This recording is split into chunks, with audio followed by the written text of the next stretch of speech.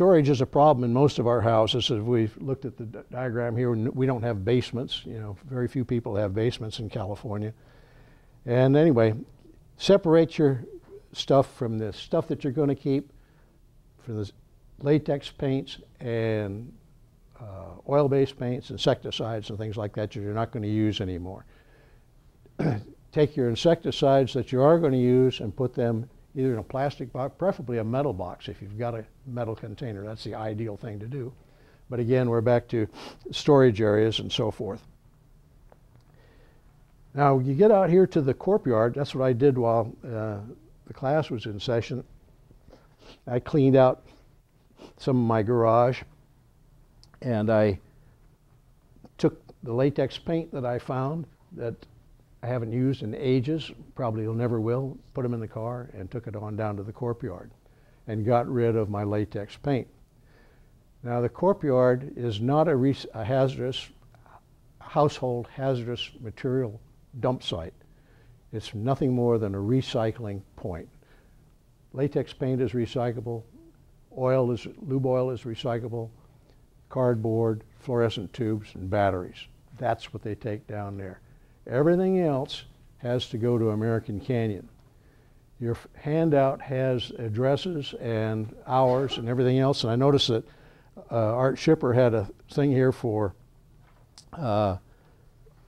household hazardous things, and the Vallejo Napa Household Hazardous Waste Facility in American Canyon is open only on Friday and Saturday, and as he says, there's a fee charge. There is, but you don't pay it.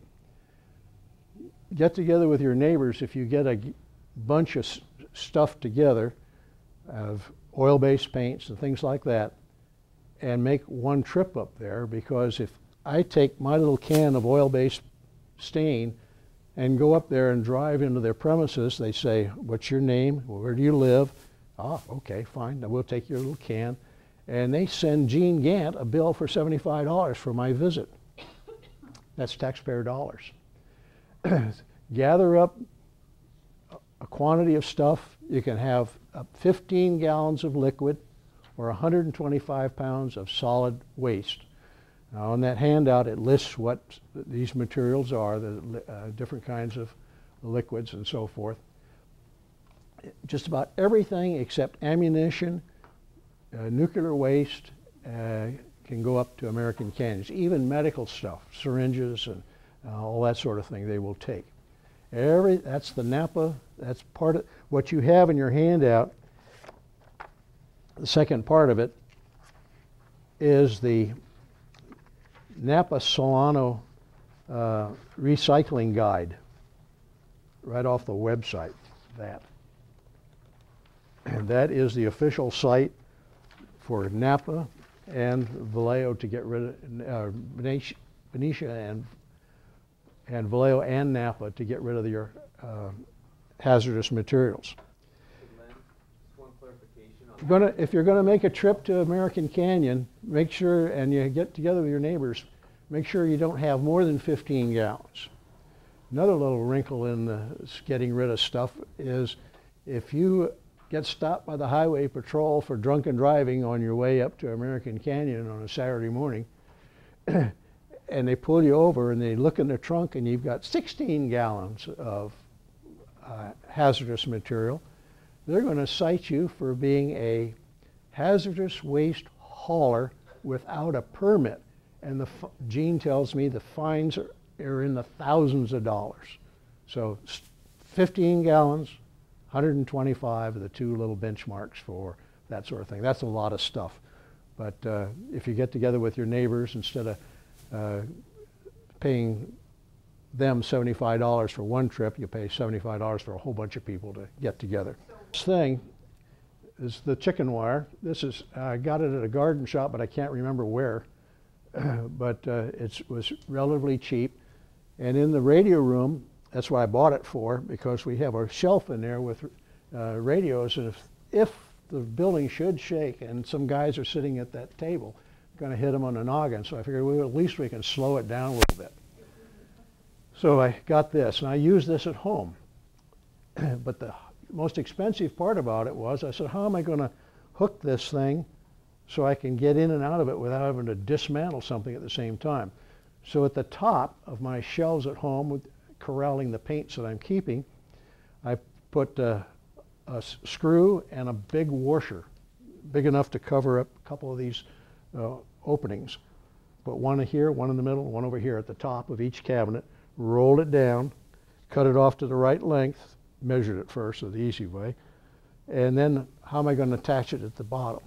I got cup hooks, not cup hooks, coat hooks that have 2 screws in them. That's the most expensive part about the thing. It was $6 a pair.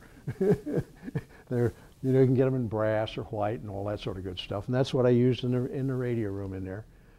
But I've got it stretched out so that these 3 cup hooks are on the bottom, washers and screws holding it at the top.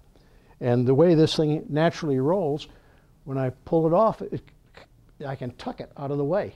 I just roll it up and stick it out of the way and get what I want off the bottom shelf or the middle shelf, and then roll it back down again and just position the coat hook so you just have to pull it just a little bit to get it around that hook, because the hook is upside down.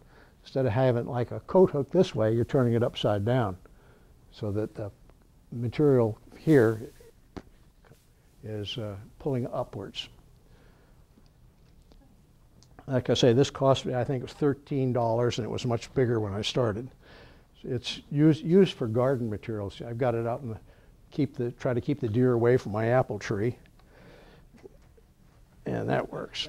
So your assignment, should you choose to accept it, is to clean up your house and make it safer by removing and securing your hazards, and get rid of your stuff. Go to American Canyon.